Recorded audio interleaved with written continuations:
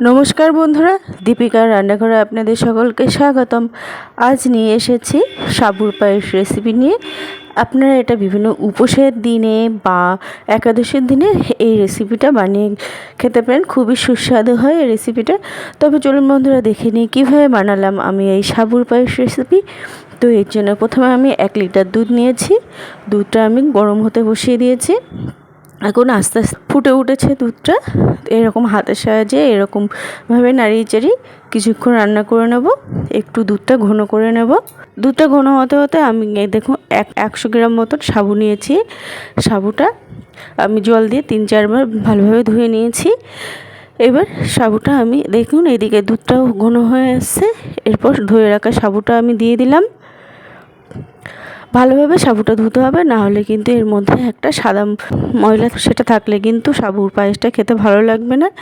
তো এবার নাড়িয়ে চাড়িয়ে কিছুক্ষণ এরকমভাবে পায়েস রান্না করে নিতে হবে। অনবরত নাড়িয়ে চাড়িয়ে রান্না করতে হবে, না হলে কিন্তু নিচ থেকে লেগে যাওয়ার সম্ভাবনা থাকবে। এরপর দিয়ে দিলাম একটা তেজপাতা ও কিছু এলাচ। এটা সুগন্ধ হয়, পায়েসটা খেতেও ভালো লাগে। এবার 8 থেকে 10 মিনিট মতন এভাবে আমি রান্না করে নিলাম। এখন প্রায় হয়ে আসছে।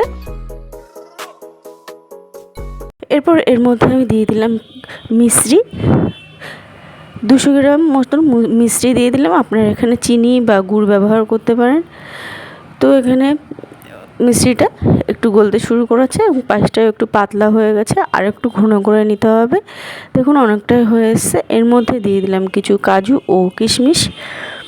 কাজু কিশমিশটা দিয়েও আমি কিছুক্ষণ রান্না করে নিলাম। তো দেখুন পায়েসটা একদম রেডি হয়ে গেছে। নামিয়ে নিলেই রেডি। এটা নামিয়ে নিলে আর একটু ঘন হয়ে যাবে। তো দেখুন বন্ধুরা, সাবুর পায়েস রেডি হয়ে গেছে। তো বন্ধুরা, রেসিপিটা আপনাদের কেমন লাগলো অবশ্যই কমেন্ট করে জানাবেন। ভালো লাগলে লাইক শেয়ার করার অনুরোধ রইল। আজ এই পর্যন্তই। আবারও হাজির হব অন্য কোনো রেসিপির সাথে। সবাই ভালো থাকবেন, সুস্থ থাকবেন।